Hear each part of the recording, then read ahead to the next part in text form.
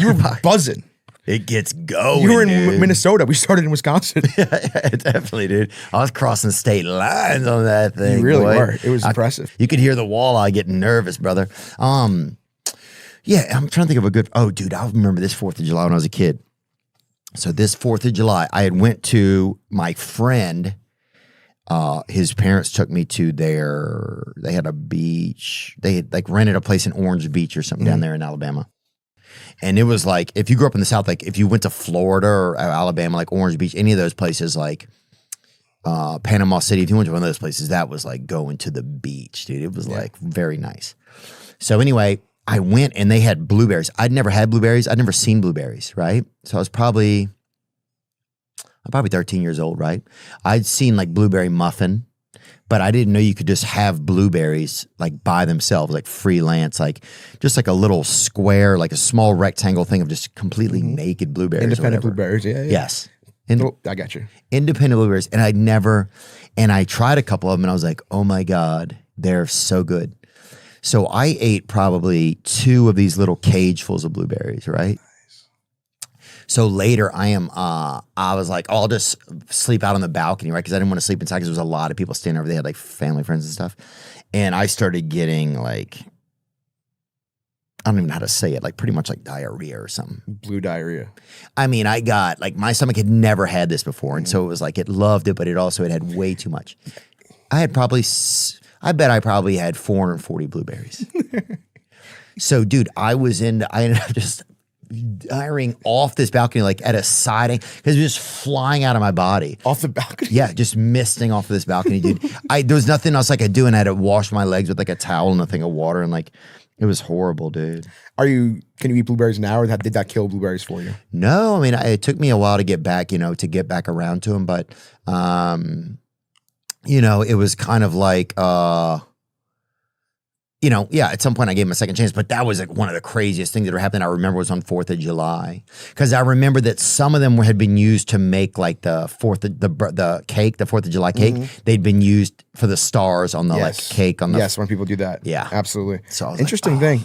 Yeah, blueberries. I don't know how I feel about them, but 4th of July, great day. It still made me nervous, dude. I remember it was happening so fast. I had to like I was laying on my side and the balcony rails were going up and down, you know what I'm saying? Yeah. I had to like hold on to one of the rails with both of my hands, dude. And you had to like stick your ass through one of the holes. Yeah, or like just get it close. It was horrible. Oh, I feel so bad. And there was a night security guy down there or whatever. Like every now and then his flashlight would shine. I'm like, dude, what are you shining your flashlight up here? Like a bunch of like you're getting attacked by like a big shit bat or whatever.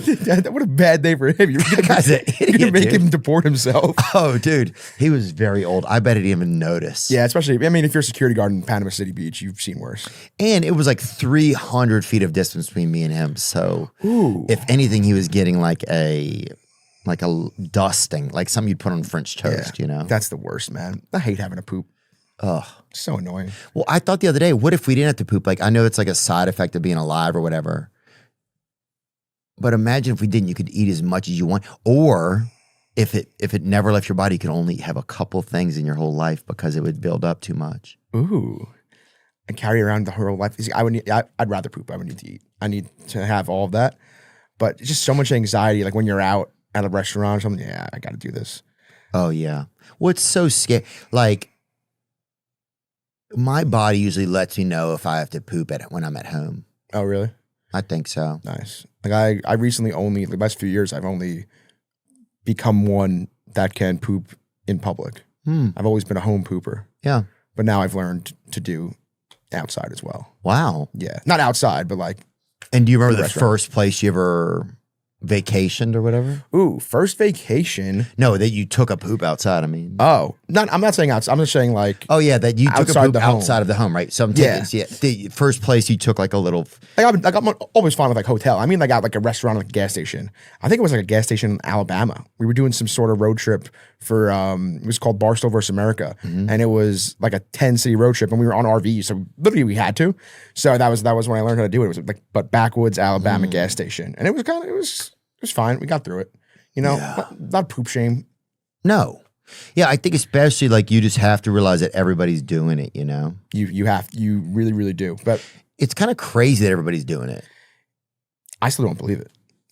You know? Thank you. It's crazy. Yeah, it's just as crazy as thinking that 260 million chickens are killed each day. I do like to do it though. It's awesome. But I never think of anyone else doing it, you know?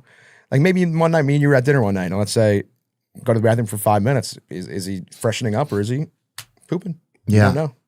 Well, the craziest thing is if you like, say you go like, if you try to poop at a high speed because you don't want people to think you're in there doing a number 2, right? Exactly. That is very taxing on the system, I think. Look that up. Is it even okay to kind of shit at high speed or whatever? Yeah, I need to like chill for a few minutes. Again, it's very hard to get in and out. I need to chill. Well, yeah, because if you like pooping fast, meaning having a bowel movement quickly, is not inherently bad. In fact, it can be a sign of a healthy digestive system as long as it's not accompanied by discomfort or other concerning symptoms. Normal transit time, a bowel movement should ideally take a couple of minutes with minimal straining. Okay, but okay, then how long does it take to urinate in a restaurant or whatever? I'm going to say 2 minutes. But the pooping just said, let me see, 15 to 30 seconds to empty their bladder. What? Where'd you get your bladder from, dude? It's like an Austin Powers-esque pee. 30 seconds is a lot of pee. And I've been trying to pee more. 30 seconds is a lot of pee? You think it's less? That's not, dude, I casually will piss for fucking 70 seconds. I just heard you had a nice stream. Okay, that was nothing. That was a nice stream for like a few minutes. That was nothing. I could still cry after that. I could pee so much that I can't cry for an hour. Really? Oh, I'm a quick peer then, I think. I'll put it all out.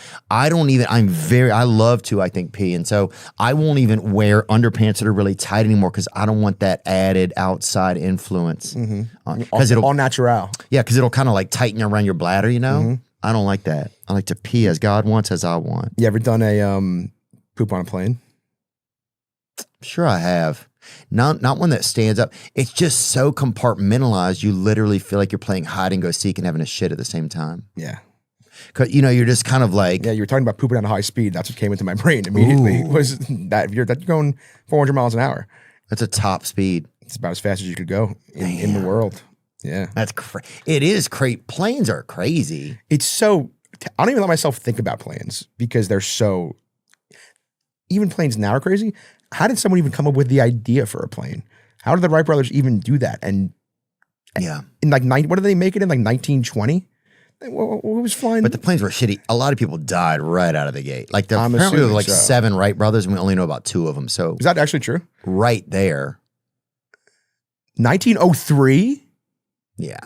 So why did people even get on the Titanic if there were planes in 9 years before? I don't know. That's a great question, dude. Oh my God. That was 9 years before the Titanic. Yeah, that's unreal. Dude, just hold out one more year and there'll be a decent flight over there. Wait, can you just look up the first transcontinental flight? Because now I need to see when we finally crossed the ocean. Flying right above the Titanic, dude. That's so... You know what's another weird, crazy thing to think about? You know the Hindenburg? That was a blimp that just came here from Germany. They blimped from Germany. 1911! This was before the Titanic. The first transcontinental flight across the United States was made by Calbert Perry Rogers in 1911, taking 49 days with numerous stops and crashes. That doesn't sound like it was a successful flight. It took 49 days to get left there, from Sheepshead Bay, Brooklyn. Wow, anything taken off out of Brooklyn is questionable, dude. Yeah. There's a lot of Haitians over there in the park these days in Williamsburg. There's a reason both airports are in Queens, LaGuardia and JFK. Oh, there's a lot of Haitians selling sex in the park over there that Biden let in. That's what I heard. I believe it. Oh, man. That's a fun fact. Oh, yeah, I just saw this the other day. Wi-Fi routers now tracking motion. Xfinity's new feature. Since the start of the year, Xfinity, a major Comcast brand for telecommunication services in America, has been notifying users about a useful new feature, Wi-Fi motion. It allows turning internet devices into motion sensors that monitor movement at home. I believe it. The other day, I was in one of those Waymos. You ever been to Waymo yet?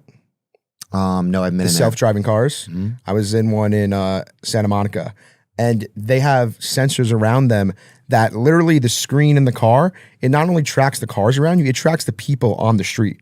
So like if you're at a stop sign and people are crossing the street, you see little tiny people on the map crossing. Yeah. Like it mimics their movements. Like I guess it must be some sort of the same technology as that. It's fucking terrifying.